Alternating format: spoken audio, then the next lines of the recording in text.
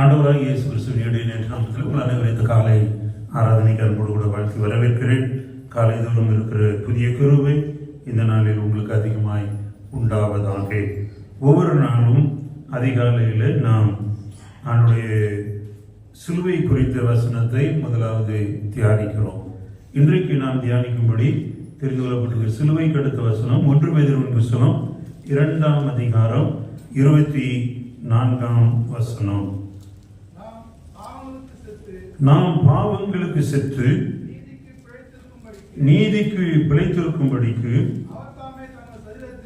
அவர் தாமே தமது சரீரத்திலே நம்முடைய பாவங்களை சிலுவையின் மேல் சுமந்தார். அவருடைய தழும்புகளால் குணமாகிறோம். அவர் தாமே நம்முடைய பாவங்களை சிலுவையின் மேல் சுமந்தார். ஆண்டவருடைய பாவங்களை சிலுவையின் மேல் சுமந்தார் என்று இந்த வேதவசனம் சொல்கிறது. நம்முடைய பாவங்கள் அவர் மேல் விழுந்தது. நம்மை பரிசுத்தவான்களாக மாற்றுவதற்காக அவர் பாவமானார் என்றெல்லாம் நாம் தொடர்ச்சியாக படித்து வந்து கொண்டேதான் இருக்கிறோம். இந்த காரியங்களை நாம் வேதத்தில் படிக்கிற பொழுது நமக்கு ஒன்று நன்றாய் தெரிகிறது. பாவம் அறியாத அவரை தேவன் பாவமாக்கினார். பரிசுத்தமே அறியாத நம்மை பரிசுத்தமாக்கும்படி பாவமே அறியாத அவர் பாவமாக்கப்பட்டார். இவற்றை நாம் உணர்ந்தவர்களாக, இவற்றை அறிந்தவர்களாக கிறிஸ்துவ வாழ்க்கையில் போய்கிட்டு இருக்கோம். இந்த வசனம் நமக்கு சொல்லுகிறது, அவர் தாமே அவருடைய சரீரத்தில் நம்முடைய பாவங்களை சிலுவையின் மேல் சுமந்தார். இந்த பாவத்தை சுமப்பதற்காக ஆண்டவராக இயேசு கிறிஸ்துவுக்கு ஒரு சரீரம் தேவைப்பட்டது. அவர் தேவகுமாரன், தேவனாய் இருந்தவர், ஆதியிலே வார்த்தையாய் இருந்தவர், தேவனாய் இருந்தவர், தேவனோடு இருந்தவர். அவர் ஏன் மனுவுக்கு கொண்டு வந்தார்? ஏன் அவர் மனிதனாக பிறந்தார் என்றால், நம்முடைய பாவங்களை அவர் தன்னுடைய சரீரத்தில் சுமப்பதற்காக. அதற்காக அவருக்கு ஒரு சரீரம் தேவைப்பட்டது. அதற்காக அவர் மனுவுக்கு கொண்டு வந்தார். அந்த சரீரம் இன்றைக்கு மரித்து அடக்கம் பண்ணப்பட்ட இயேசுவின் சரீரம் இன்றைக்கு சரீரமாக பூமியிலே இல்லை. அவர் தன் சரீரத்தோடு உயிர் தெழுந்தார். அவருடைய சரீரம் அங்கே இல்லை. அவருடைய சரீரம் ஒரு விசேஷித்த சரீரமாய் கொடுக்கப்பட்டிருந்தது. இன்றைக்கு நம்முடைய சரீரம் அனைத்தும் மண்ணுக்கு செல்லுகிற சரீரம். மண்ணாய் இருக்கிறாய், ஆதியாகமம் 3ஆம் அதிகாரம் 19ஆம் வசனத்தில் சொல்கிறார், நீ மண்ணாய் இருக்கிறாய், மண்ணுக்கு திரும்புவாய். நம்ம எல்லாருடைய சரீரமும் மண்ணான சரீரம், மண்ணுக்கு திரும்புகிற சரீரம். ஆனால் அவருடைய சரீரம் அவர் மரித்து அடக்கம் பண்ணப்பட்ட இடத்துல இருந்து நேரடியாக பரத்துக்கு எடுத்துக்கொள்ளப்பட்ட சரீரம். இயேசு தன் சரீரத்தோடு உயிர் தெழுந்தார். இயேசுவின் உயிர் தெழுதலின் வல்லமை இன்றைக்கும் கிரியை செய்கிறது என்று நாம் சொல்லுகிறோமே. எந்த விதத்தில் என்றால், சரீரத்தோடு உயிர் தெழுந்த இயேசு சீஷர்கள் கதவுகளை பூட்டிக் கொண்டு அறை வீட்டுக்குள்ளே ஒளிந்து கொண்டிருக்கிற பொழுது உள்ளே வந்து நிற்கிறார். அவர் சரீரத்தோடு உயிர் தெழுந்தார். சரீரத்தோடு உள்ளே வந்து நிற்கிறார். 8 நாளைக்கு பின்பு தோமா நிற்கிறான். தோமா இருக்கிற இடத்துல இயேசு திரும்ப வந்து கைகளை காட்டுகிறார். அவனை கூப்பிட்டு, என் சரீரத்திலே, என் காயங்களிலே, என் விழாவிலே உன் விரலை போடு என்று சொல்லுகிறார். அவர்கள் தொட்டு பார்க்க முடிந்தது. அவருடைய சரீரம் அவருக்கு இருந்தது. உயிர்த்தெழுதலின் சரீரம் எப்படி இருக்கும் என்று அநேக நேரங்களில் நாம் கேள்வி கேட்பது உண்டு அல்லவா? உயிர்த்தெழுதலின் சரீரம் அப்படித்தான் இருக்கும். உயிர்த்தெழுந்த இயேசுவாய் பூட்டப்பட்ட வீட்டுக்குள்ளே பிரவேசிக்க முடியும். அடைக்கப்பட்ட அறைகளுக்குள்ளே பிரவேசிக்க முடியும். அதே நேரம் அவருடைய சரீரத்தை மற்றவர்கள் தொட்டு பார்க்கவும் முடியும். அதுதான் உயிர்த்தெழுதலின் வல்லமை. அந்த உயிர்த்தெழுதலின் வல்லமை அவருடைய சரீரத்தில் இருந்தது. நம்முடைய பாவங்களை அவருடைய சரீரத்தில் அவர் சுமந்து தீர்த்தார். ஆகவே இனி நாம் பாவங்களை நம்முடைய சரீரத்தில் சுமக்க தேவையில்லை. அவருடைய சரீரத்தில் சுமந்த பாவங்கள். அப்படிப்பட்ட பாவங்கள் இன்னைக்கு நமக்கு வருதா என்று கேட்டால் நிச்சயம் உண்டு, நிச்சயம் வரும். பாவம் எது வரைக்கும் இருக்கும் என்று என்னை கேட்பீர்கள் என்றால், உங்கள் சரீரம் மண்ணுக்கு போகும் வரை உங்களுடைய சரீரத்தில் பாவம் இருக்கும். தனசில் என்ற எவ்வளவு நாள் பாவம் இருக்கும்? தனசிலும் சரீரம் மண்ணுக்கு போகிற வரை, இந்த சரீரம் இருக்கிற வரை பாவம் இருக்கும். யாராவது ஒருத்தர் இங்க வந்து நின்றுட்டு, இல்லை தனசிலனே இன்னும் 1 மாசம் கழிச்சு என்கிட்ட பாவமே இல்லைன்னு சொன்னா, நீங்க நல்லா ஒன்று தெரிஞ்சுக்கோங்க, தனசிலம் பைத்தியம் ஆயிட்டான், மென்டல் ஆயிட்டார் எங்க பாஸ்டர்னு சொல்லுங்க. மற்றபடி இதை மாற்றவே முடியாது. பாவம் என்பது உங்க சரீரத்தில் இருந்து கொண்டேதான் இருக்கும். உங்களோடு போராடி கொண்டுதான் இருக்கும். உங்களுக்கு எதிராக கிரியை செய்து கொண்டுதான் இருக்கும். ஆனால் உங்கள் பாவங்கள் கிறிஸ்துவின் சரீரத்தில் சிலுவையில் அறையப்படும் என்றால் அந்த போராட்டத்தை நீங்கள் மேற்கொள்ள முடியும். உங்களுக்கு உங்கள் சரீரத்துக்கு எதிராக வருகிற பாவங்களை நீங்கள் மேற்கொள்ள முடியும், ஜெயம் பெற முடியும். அதற்கான கிருபைகளை தருவாராக. கர்த்தர் நம்மை அப்படி ஆசீர்வதிப்பாராக. நம்முடைய பாவங்களை அவர் தாமே அவருடைய சரீரத்தில் சிலுவையிலே சுமந்தார். ஆகவே நாம் குணமாகிறோம். சரீரத்தில் வருகிற பாடுகளிலே, வேதனைகளிலே, வியாதிகளிலே நமக்கு சுகம் வருவது அதனால் தான். அதனால் நாம் சுகமாகிறோம். இந்த வார்த்தைகளை தொடர்ந்து நீங்கள் தியானித்துக் கொண்டு வருங்கள். கர்த்தர் உங்களுக்கு எல்லா கிருபைகளையும் நன்மைகளையும் தருவாராக. தொடர் தியானமாக அப்போஸ்தலருடைய நடவடிக்கைகளில் நாம் தியானித்து வந்து கொண்டிருக்கிறோம். இன்றைக்கு அப்போஸ்தலருடைய நடவடிக்கைகளில் 13ஆம் அதிகாரம் 1 to 12 வரை நாம் படிக்க போகிறோம். ரொம்ப அருமையான ஒரு பகுதி இது. பரிசுத்த ஆவியானவர் நாள்தோறும் நம்மை நடத்துவதை குறித்து நாம் படிக்கின்றோம். பரிசுத்த ஆவியானவர் பவுலுடைய வாழ்க்கையில செயல்படுவதை இந்த அதிகாரங்களிலிருந்து சவுல் பவுலாக மாறின அந்த 9ஆம் அதிகாரத்தில் அவருடைய தமஸ்கு ரோட்டிலே தேவனை சந்தித்த தரிசனம், அதை தொடர்ந்து அவரை குணப்படுத்தின காரியம், அவர் கிறிஸ்துவுக்குள்ளே தன்னை பலப்படுத்தி கொண்ட காரியம், தொடர் ஊழியத்தை இந்த 13ஆம் அதிகாரத்திலிருந்து இனி முழுவதும் நாம் பேதுருவை பார்க்க முடியாது, பவுலைத்தான் பார்க்க முடியும். இந்த அப்போஸ்தலர் நடவடிக்கைகளில் பாதி பேதுருவை மையப்படுத்தின பகுதிகள், மீதி பாதி பவுலை மையப்படுத்தின பகுதிகள்.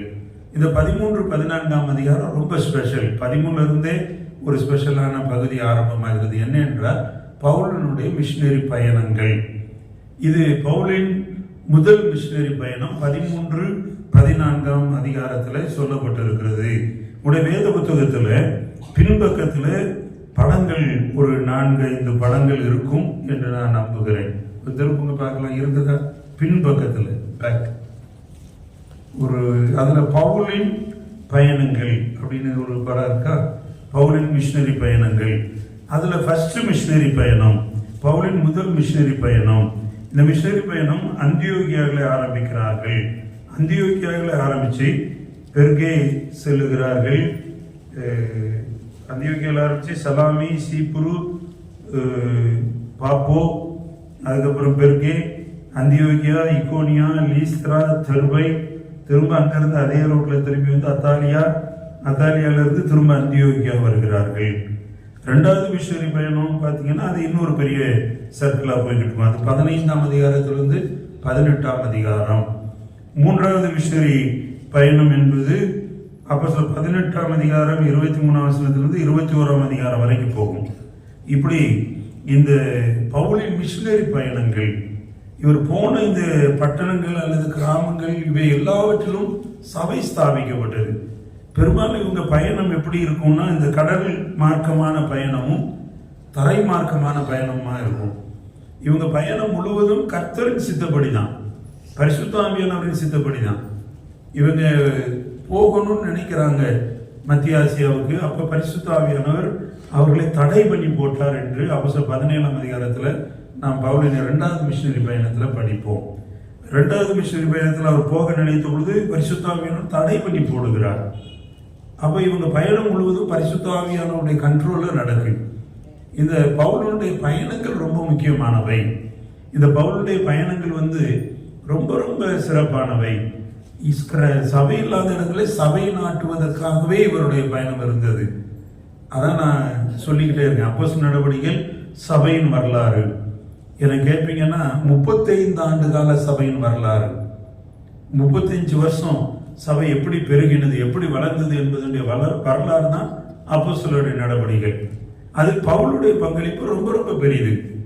இந்த பவுலுடைய பங்களிப்பு ரொம்ப ரொம்ப பெரியது என்று சொல்லப்படுவதற்கு காரணம் என்னென்றால், புதிய ஏற்பாட்டிலே இருக்கிற 27 புத்தகங்களிலே அதிகமான புத்தகத்தை பவுல் தான் எழுதுகிறார்.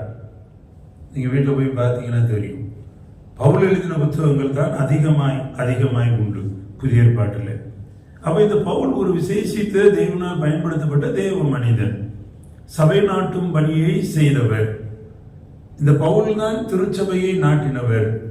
இந்த பவுலுடைய போதனைகள் ஆண்டவருடைய பிரமாணங்களை விளக்குகிறதாக. இன்னும் நான் சொல்லுவேன், மத்தேயு, மார்க்கு, லூக்கா, யோவான் இயேசுவினுடைய பயோகிராபி, இயேசுவினுடைய வாழ்க்கை வரலாறு, இயேசுவினுடைய காலத்திலே சம்பவித்த காரியங்களை சொல்லுகிறது.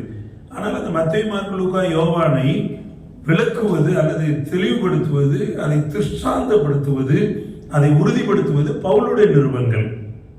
இயேசு பேசின பொன்மொழிகள், இயேசு கொடுத்த ஆலோசனைகளையும் சபைக்கு நடைமுறைப்படுத்தினது பவுலுடைய நிருபங்கள். நிறைய கேள்விகளுக்கு பதில் பவுலுடைய நிருபங்கள். சபைகளிலே ஒழுக்க நெறிகளையும் சபையின் பிரமாணங்களையும் கொடுத்தவர் பவுல். இந்த பவுல் ரொம்ப ஸ்பெஷலான ஒரு மனிதன். இவர் சவுலா இருந்தவரை ஆண்டவர் பவுலாக மாற்றுகிறார். சவுலா இருந்தவரை பவுலாக மாற்றுகிற பொழுது பவுலுடைய வாழ்க்கை அப்படியே முழுவதும் மாறுகிறது. சபையை துன்புறுத்துவதற்கு பலனுடையவராக யூதர்களிடத்திலே, பிரதான ஆசாரியரிடத்தில் போய் அதிகாரத்தோடு கடிதத்தை வாங்கக்கூடியவர் அதே பிரதான ஆசாரியர் முன்பு கைகட்டி நிற்கிறார். அதே யூத தலைவர்கள் முன்பு கைகட்டி நிற்கிறார். கிறிஸ்துவின் சுவிசேஷத்திற்காக, கிறிஸ்துவுக்காக. அவர் இருந்ததே வேற தோரணை. அந்த அதிகாரிகளோடு, அவர் பழகின அதிகாரிகளோடு இன்றைக்கு கிறிஸ்துவின் சுவிசேஷத்தை சுமந்து வந்த பொழுது, குற்றம் சாட்டப்பட்ட பொழுது, கைது செய்யப்பட்ட பொழுது அமைதியாய் வந்து நிற்கிறார். கிறிஸ்துவுக்காக. பவுல் சொல்றாரு, கிறிஸ்துவுக்காக அனைத்தையும் நஷ்டம் என்று எண்ணுகிறேன். நம்ம கிறிஸ்துவுக்காக எல்லாத்தையும் நஷ்டம் எண்ணியிருக்கோமா? கொஞ்சம் யோசிச்சு பாருங்க. நாம் நம் பெருமையை எவ்வளவு பேசிக்கிட்டு இருக்கோம். நான் யார் தெரியுமா, எங்க அப்பா யார் தெரியுமா, எங்க தாத்தா யார் தெரியுமா, எனக்கு எவ்வளவு பெரிய அந்தஸ்து இருக்கு தெரியுமா, நான் எப்படி இருந்தேன் தெரியுமா, நான் அப்படி இருந்தேன் எப்படி இருந்தேன்னு சொல்றதுல எவ்வளவு பெருமைப்படுகிறோம். கிறிஸ்துவுக்காக அதையெல்லாம் நஷ்டம் என்று எனக்காக சொல்லியிருக்கோமா? நம்மை பார்க்க மற்றவர்கள் சொல்லுகிறார்களா? பவுல் அப்படி சொல்லுகிறார். இந்த 13ஆம் அதிகாரத்துல வேகமாய் 12 வசனங்களை இன்றைக்கு நாம் தியானிக்க வேண்டும். 13ஆம் அதிகாரம் ரொம்ப ஆழமான ஒரு அனுபவங்களை தருகிற அதிகாரம். என்ன நடக்கிறது பாருங்கள். முதல் வசனத்தை வாசித்தாலே உங்களுக்கு தெரியும். அந்தியோகியா பட்டணத்தில் உள்ள சபையிலே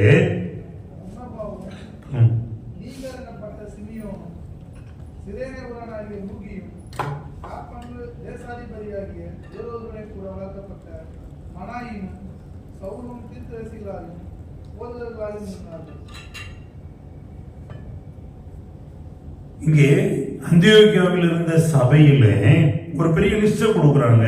சவுலும் தீர்க்கதரிசியாயும் போதகர்களாயும் இருந்தார்கள் என்று அது முடிகிறது. இங்கே நீங்க பார்த்தீங்கன்னா பர்னபா, அதை தொடர்ந்து நீகர், இன்னும் சிமியோன், லூகி, சவுல், இவங்க பற்றி ஒரு பட்டியல் வருது. மனாயும், இவங்க தீர்க்கதரிசி போதகர்களுமாய் இருந்தார்கள். அவ சபையில தீர்க்கதரிசிகளையும் போதகர்களையும் ஆண்டவர் வைத்திருக்கிறார் என்கிறது புலப்படுகிறது. இவங்க இந்த ஊழியத்தை செய்யறாங்க. போதக ஊழியத்தை செய்கிறவர்கள் தீர்க்கதரிசிகளாயும் இருக்கிறார்கள். இன்றைக்கு அது உண்மைதான். இந்த வேத வசனங்களை உங்களுக்கு விலக்கி காண்பிக்கிறது தீர்க்க தரிசன வசனங்கள். இதிலே உங்களுடைய எதிர்காலம் என்ன என்பது இங்கே இருக்கிறது. நீ இப்படி இருந்தா ஆசீர்வாதமாய் மாறுவாய் என்று சொல்வது ஒரு தீர்க்க தரிசனம். உனக்கு இந்தந்த காரியங்களில் தேவன் இப்படி செய்வார், நீ இப்படி நடந்து கொள் என்று சொல்லுவது எச்சரிப்பின் தீர்க்க தரிசன வசனம். தீர்க்க தரிசனம் தேவ வசனத்திலே தான் இருக்கிறது. இன்னைக்கு நிறைய கிறிஸ்தவங்க தீர்க்க தரிசனம் யாரிடத்திலேயோ மனுஷனிடத்துல கேட்கலாம்னு ஓடுறாங்க. அதல்ல, தீர்க்க தரிசனம் முழுவதும் கர்த்தருடைய வேத வசனத்தில் இருக்கிறது. ஆமென், ஆமென். நீ எந்த பிரச்சனையில இருந்தாலும் உங்க பிரச்சனைக்கு பதில் கர்த்தருடைய வேத வசனத்தில் இருக்கு. உங்க கேள்விகளுக்கு பதில் கர்த்தருடைய வேத வசனத்தில் இருக்கிறது. உங்களுக்கு ஏதோ பிரச்சனை, என்ன வழின்னு தெரியல, தீர்க்க தரிசன பதில் இங்கே இருக்கிறது. மனிதரிடத்துல போக வேண்டியதில்லை, தேவனிடத்துல தேவ வசனத்துக்கு போனா கிடைக்கும். சபையில தீர்க்கதரிசியும் போதகமாய் இருந்தார்கள். 2வது அவர்கள் கர்த்தருக்கு ஆராதனை செய்து உபவாசித்துக் கொண்டிருக்கிற போது, வாசிங்க.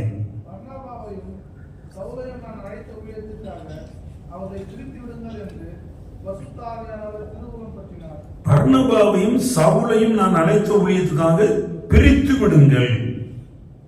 ஆண்டவர் பேசுறார், ஒரு 2 பேரை பிரித்து விடுங்கள். பாருங்க, ஆண்டவருடைய ஊழியத்துக்கு என்று ஆண்டவர் ஊழியர்களை பிரித்தெடுத்து அழைக்கிறார்.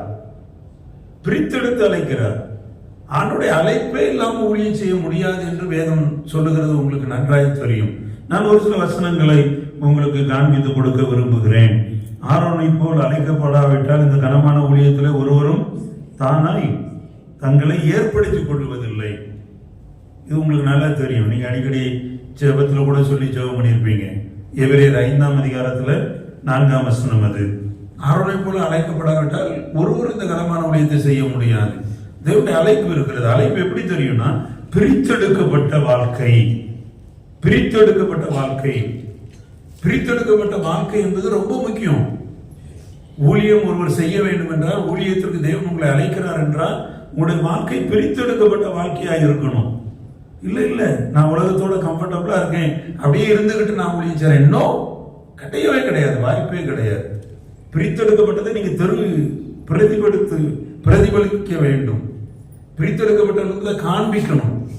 அவன் செய்யறதே நானும் செய்வேன்னா எனக்கு அவனுக்கு வித்தியாசம் இல்லைன்னா நான் ஊழியத்துக்கு அழைக்கப்பட்டது கேள்விக்குறி. நான் ஊழியம் செய்வது கேள்விக்குறி. ஊழியம் செய்கிறவனுக்கும் ஊழியம் செய்யாதவனுக்கும் வித்தியாசத்தை காண்பிப்பேன் என்று ஆண்டவர் மல்கியாவை 4ஆம் அதிகாரத்தில் சொல்லி இருக்கிறார். மல்கியா புத்தகத்தை வீட்டில் போய் படிச்சு பாருங்க. ஊழியம் செய்கிறவங்க ஊழியம் செய்யாதவனுக்கு வித்தியாசத்தை காண்பிப்பேன் என்று ஆண்டவர் தீர்க்கதரிசி மூலமாய் சொல்லுகிறார். அப்ப ஊழியத்திற்கு அழைப்பு என்பது பிரித்தெடுக்கப்படுதலில் வருகிறது. ஊழியத்துக்கு அழைக்கப்பட்டேன் ஊழியம் செய்கிறேன்னு சொல்றவங்க, நீங்க சின்ன ஊழியம் செய்யலாம், பெரிய ஊழியம் செய்யலாம். ஊழியத்தில் நீங்கள் பயன்படுத்தப்பட வேண்டும் என்றால் பிரித்தெடுக்கப்பட்ட அனுபவத்துக்குள்ள வரணும். பிரித்தெடுக்கப்பட வேண்டும். உலக சிநேகத்திலிருந்து பிரித்தெடுக்கப்படணும். உலக சிற்றின்பத்திலிருந்து பிரித்தெடுக்கப்பட வேண்டும். உலகத்தின் பற்றுகளில் இருந்து, ஆசாபாசங்களில் இருந்து பிரித்தெடுக்கப்பட வேண்டும். அதுதான் வித்தியாசமான ஒரு காரியம். இந்த ஊழியத்திற்கு நீங்கள் வருகிற பொழுது, ஊழியத்திற்கு ஆண்டவர் உங்களை அழைத்து பயன்படுத்துகிற பொழுது உங்களிடத்துல ஒரு வித்தியாசத்தை ஜனங்க பார்க்கணும். நேற்று வரைக்கும் இருந்த ஆள் வேறப்பா, இன்னைக்கு இவர் ஊழியத்துக்கு வந்து நின்னாரு, மாறிட்டாரு என்கிற சாட்சிகள் எழுப்ப வேண்டும். அது இல்லைன்னா இல்லை. அதை இங்க நம்ம வேதத்தில் படிக்கிறோம். இவர்களை பரிசுத்த ஆவியானவர் சொல்றாரு, பர்னபாவின் சவுலை நான் அழைத்த ஊழியத்துக்காக அவர்களை பிரித்து விடுங்கள் என்று பரிசுத்த ஆவியானவர் திருவுளம் பற்றினார். இந்த ஆவியானவர் சொல்ற காரியம்.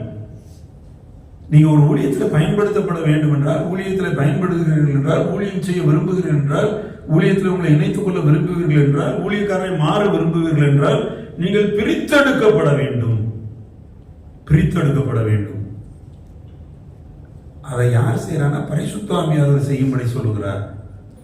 இந்த ஆதி திருச்சபையில் அப்போஸ்தலர் நடவடிக்கைகள் நாம் படிக்கிற அந்த ஆதி திருச்சபையில் இவங்க பிரித்தெடுக்கிறதை சபையார் நிறைவேற்றும்படி பரிசுத்த ஆவியானவர் சொல்லுகிறார். First in the church. சபையிலே ஊழியர்களை அவர் என்ன வரங்களினால் பயன்படுத்துகிறேன் என்பதை சபையாருக்கு ஆவியானவர் வெளிப்படுத்துகிறார். பர்னபாவும் சவுலும் தீர்க்கதரிசிகளும் போதகர்களுமாயிருந்தார்கள். இன்றைக்கு சபையில எத்தனை ஊழியத்தை ஆண்டவர் வைத்திருக்கிறார் என்று உங்களுக்கு தெரியுமா? நீங்க சபையை பார்த்தீங்கன்னா, சபையில ஆண்டவர் பல ஊழியங்களை வைத்திருக்கிறார். சபையில் ஆண்டவர் வைத்திருக்கிற ஊழியங்களை நான் உங்களுக்கு பட்டியலிட வேண்டும் என்று விரும்புகிறேன். எங்கன்னா 1 கொரிந்தியர் 12ஆம் அதிகாரத்துக்கு வாங்க. 1 கொரிந்தியர் 12ஆம் அதிகாரம் 28, 29 வசனத்தை வாசிங்களேன்.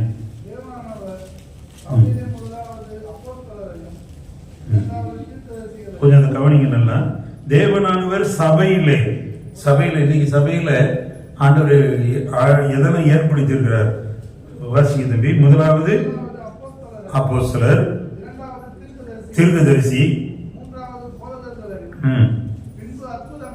அற்புதங்களையும் குணமாக்கும் வரங்களையும் ஊழியங்களையும் ஆளுகைகளையும் பலவித பாஷைகளையும் ஏற்படுத்தினார். கிட்டத்தட்ட 8 காரியங்கள் இங்கே வருகிறது. பொதுவா சபையில ஊழியம் என்று சொன்ன உடனே நம்ம சபையில 5 வகையான ஊழியங்களை குறித்து நாம் நிருபங்களை படிக்கிறோம். அந்த 5 ஊழியங்களை சொல்லுவோம். ஆனால் கொரிந்து சபையில் ஏற்படுத்தப்பட்ட ஊழியங்களாக 1 கொரிந்தியர்ல 12ஆம் அதிகாரத்துல ஆவியின் மரங்களை குறித்து பேசிவிட்டு சபையின் ஊழியர்களை குறித்து பேசுறப்ப இருக்கிற ஊழியங்களை பற்றி பேசுறாரு. பேசுகிற பொழுது 8 விதமான ஊழியத்தை இங்கே மையப்படுத்துகிறார். 8 விதமான ஊழியம்.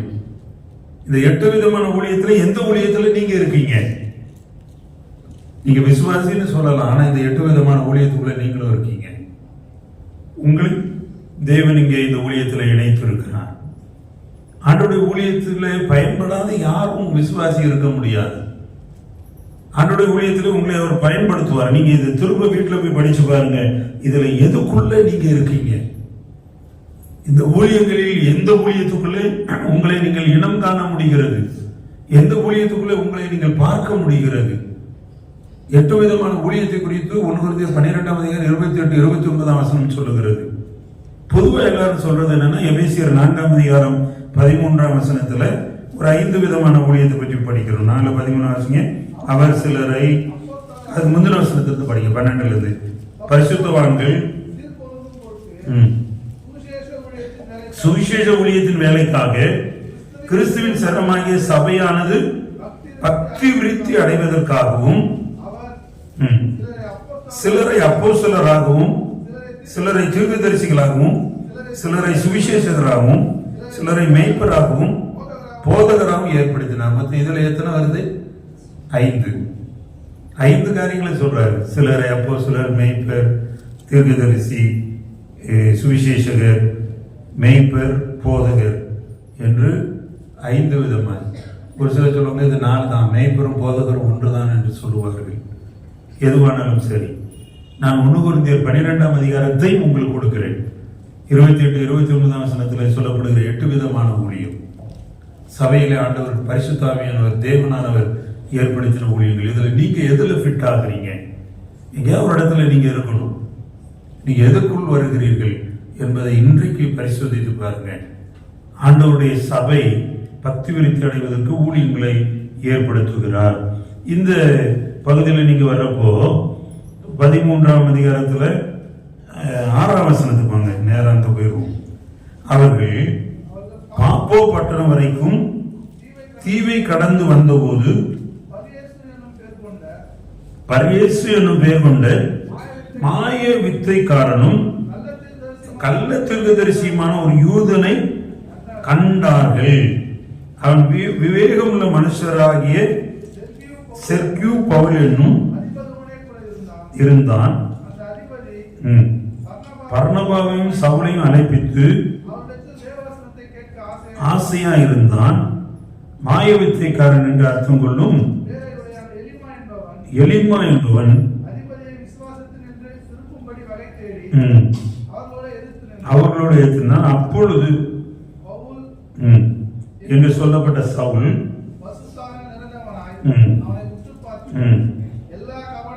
எல்லா கபடமும் எல்லா பொல்லாக்கும் நிறைந்தவனே, பிசாசின் மகனே, நீதிக்கெல்லாம் பகினனே, கர்த்தருடைய செம்மையான வழிகளை புரட்டுவதில் ஓய மாட்டாயோ? போதும். இங்கே பவுலுடைய பிரசங்கத்தின் ஒரு காரசாரமான பிரசங்கம் இது அப்படின்னு நான் சொல்லுவேன். பவுல் இந்த மாய வித்தைக்காரனாகிய ஒரு அதிபதியாக இருந்த ஒரு மனிதனை சந்திக்கிறான். அந்த மனிதன் பவுலுடைய வார்த்தைகளை கேட்க விரும்புகிறான். அவர்களை அழைத்து அவர்களிடத்துல தேவனுடைய வசனத்தை கேட்க ஆசையா இருந்தான். இவனுக்கு ஒரு ஆசை, மாய வித்தைக்காரன், இவன் தொழில் மாய வித்தை. ஆனால் இவனை குறித்து வேதம் ஒரு வரியை அண்டர்லைன் பண்ணி சொல்லுது, இவன் ஒரு யூதன். ஒரு யூதன். யூதன் மெய்யான தேவனை ஆராதிக்க அழைக்கப்பட்டவன். யூதன் தேவனை ஆராதிக்க உரிமை பெற்றவன், தேவனுடைய ஜனம் என்று அழைக்கப்படுகிறவன். இந்த யூதன் மாய வித்தைக்காரனா இருக்கிறான், விச் கிராஃப்ட் மேன். மாய வித்தைக்காரர்கள் இன்னைக்கு நிறைய மாய வித்தை செய்யறாங்க. அதை பற்றி நான் இப்ப பேச விரும்பவில்லை. இந்த மாய வித்தைக்காரனுக்குள்ள ஒரு ஆசை என்ன இருக்குன்னா, அவன் கள்ள தீர்க்கதரிசிமா இருந்தான்னு சொல்லுது. அவனுக்குள்ள இருந்த ஆசை பர்னபாவை சவுலையும் அழைப்பித்து அவருடைய வார்த்தைகளை கேட்க, தேவனுடைய வசனத்தை கேட்க ஆசையா இருந்தான். இன்னைக்கு தேவனுடைய வசனத்தை கேட்க ஆசையா தான் நீங்க எல்லாம் ஓடி வந்திருக்கீங்க. ஆமென், ஹல்லேலூயா. தேவனுடைய வசனத்தை கேட்பதுல ஒரு ஆசை மாய வித்தைக்காரனுக்கு இருந்துச்சு. இப்ப தேவனுடைய வசனத்தை சொல்ல அழைக்கப்பட்ட பவுல் பேசுறாரு. பவுலுடைய பிரசங்கத்தை பாருங்க. பவுல் வந்து நின்று என்ன பேசுறாரு?